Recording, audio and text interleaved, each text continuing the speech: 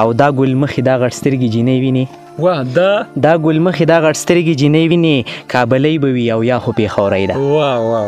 دا ګل مخې او دا غټ سترګې جینۍ ویني کابلۍ به وي او یا خو پېښورۍ ده او دا زما د کور کعبه د زما کور کې د الله شکر ژوندی زما بی ده. ډېر ښه دی ډېر. بسم الله الرحمن الرحیم. قدرمنو کتونکو السلام علیکم. زه استاد ورور سجاد علي اخونزاده یم او په دې ټایم کې موجود یم په تحصیل چې غرضی را سره موجود دی په خوا کې د ستارو محتاج نه تاجر میر الفتح یو ډېر ښه شاعر دی د پښتو ژبې یو ډېر ښه خدمت هم کوي خپل تعلیم ورسره هم جاري ساتي کار ورسره هم کوي یو ډېر عاجز هلک دی تاج میر الفتح صاحب سره موجود یو په دې ټایم کې د هغه نه بس شعر او شاعري اورو انشاءالله ستاسو به ډېر زیات خوښ شي. السلام علیکم. وعلیکم سلام. سجاد علي ستاسو ډېره زیاته مننه چې تاسو زموږ خواله رالی خپل قیمتي وخت موږ له راکړو نو ستاسو یو جهان مننه. ډېره مننه جي باد اوسې. څه به نن ډالۍ کوي مینوال دي ګوري ډېر زیات خوښوي دي بس زما سره خو غزلې دي غزلې به درته ووایم څه به درته نه ووایم څه به درته زړې ووایم او نوې به درته ړمبې ووایم څه به پکې زړې ووایي نو ځکه چې ټولې نوي هم نه نو غزل دی د غزل شعر دی چې بې له تا نه څه مزه د زندګۍ ده بې له تا نه څه مزه د زندګۍ ده زه یوازې یم ملګرې مې سپوږمۍ ده بې له تا نه څه مزه د زندګۍ ده زه یوازې یم ملګرې مې سپوږمۍ ده او ستا غمونو نه پرې ځان په ډډه کومه ستا غمونو نه پرې ځان په ډډه کومه ما ساتلې ځان سره د خوب ګولۍ ده ستا غمونو نه پرې ځان په ډډه کومه ما ساتلې ځان سره د خوب ګولۍ ده او دا ګل مخې دا غټ سترګې جینۍ ویني دا ګل مخې دا غټ سترګې جینۍ ویني کابلۍ به وي او یا خو پېښورۍ ده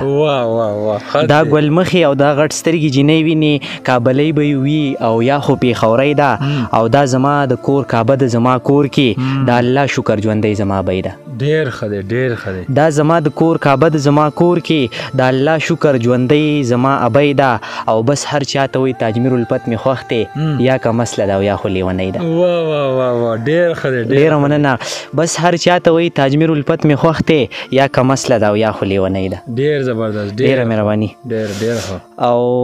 څو بل نور غزل څو شعرونه دي چې بلکل د لستوڼي خاماران راځي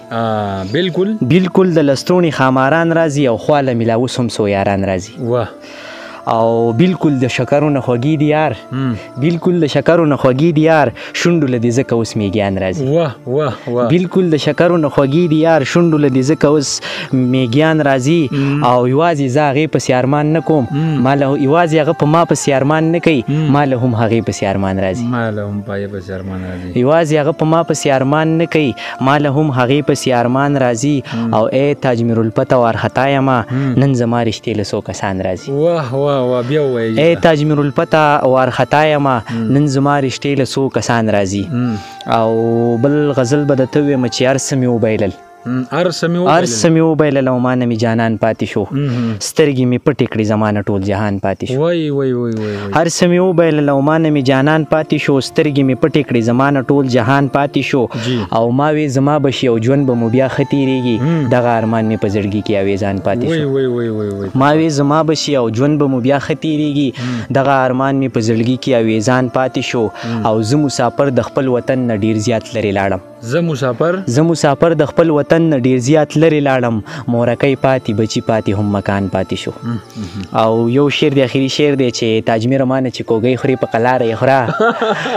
تاجمیره ما نه چې کوږۍ خورې په قلاره یې خوره کور به بیا څه وایم په مخکې مې نشان پاتې شو ډېر ښه ډېر زبردست موږ له زړه چې نری نری اوبه کو او بل غزل دی دغه زوړ غزل دی ما کې دی ستاسو په دې شیشه نه ویلې سکرین په ټي وي وایي چې بې له تا نه مې ژوند ډېر زیات خوار او زار دی بې له تا نه مې ژوند ډېر خوار او زار دی صیب اوس په لیونو کې زما شمار دی او دا چې اوس په موږ ظلم جبر کېږي پته لګي بې پیدې زموږ سرکار دی دا چې اوس په موږ ظلم جبر کېږي پته لګي بې پیدې زموږ سرکار دی موږ وروستو نور قامونه مخکې لاړو منګ وروستو نور قامونه مخکې لاړ او په دې وجه صاحب غل زمونږ واکدار دی منګ وروستو نور قامونه مخکې لاړ او په دې وجه صاحب غل زمونږ واکدار دی اوس په تا په نوي انداز سیزم زما ځواني ده او د تور اوربل مې وار دی ډېر ښه اوس په تا په نوي انداز سیزم زما ځواني ده او د تور اوربل مې وار دی د ښایست صفت دې ټول کلي کې کېږي د دې چم هر سړی تا پسې بیمار دی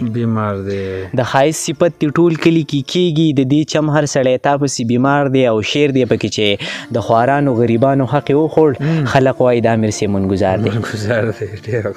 د خوارانو غریبانو حق یې وخوړ خلق وایي دا امیر صاحب منګزار دی او یوازې ته نه یې زما تاجمیر الفتح زه ښایسته یم هر سړی مې طلبګار دی وای حد دې کړلی ډېره مهرباني او تاجمیر الفتح صاحب دا راته ووایه د دې نه علاوه څه کار کوي د دې نه علاوه خو زه فلحال ما به د رنګ کار کوو او خو فلحال حالات داسې دي چې هغه ډېر زیات کم شوی دی که نه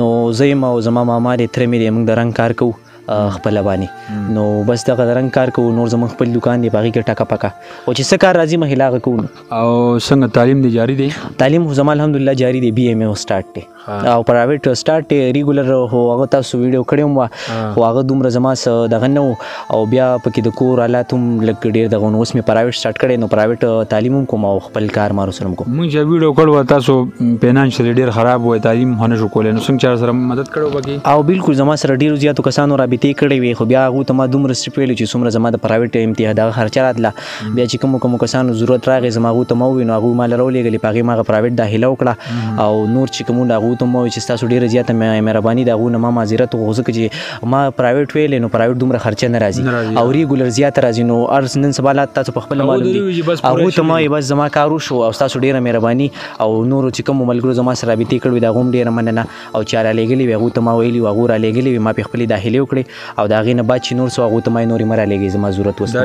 شاعري دي څنګه ذهن ته راغله لکه شاعر کېږي سړی څنګه لکه موږ هم کوشش کوو یو شعر نه شو جوړولی که نه نو مین وجه دغه ده چې تقریبا دا زمونږ د شپږم د وختو قصه ده چې په شپږم کلاس کې وم نو په هغې وخت کې زما پلار بیمار شوی و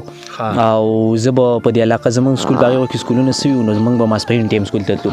نو سهار چې به زه پاڅېدم د وخته نو ما په دې علاقو چې څومره علاقې دي زمونږ د چغرزي ده لکه ګلبانډۍ وي یونین کونسل چې کوم دی ټوټل سورې په دې کې زه ګوټ په ګوټ باندې ګرځېدلې ما به پولۍ خرڅولې بیا هغه پولو هغه سره به کباړ کم میلاوي نو به ډېر درونو نو په هغې وجه باندې بیا ما کباړ نه شو ګرځولی نو دغه مسله وه نو د هغې د وجې ما شاعري شروع کړې ده او جی بالکل لکه مینه محبت خلک وایي دا لکه زموږ دا ذهن چې سړی شاعر نو دی به چېرته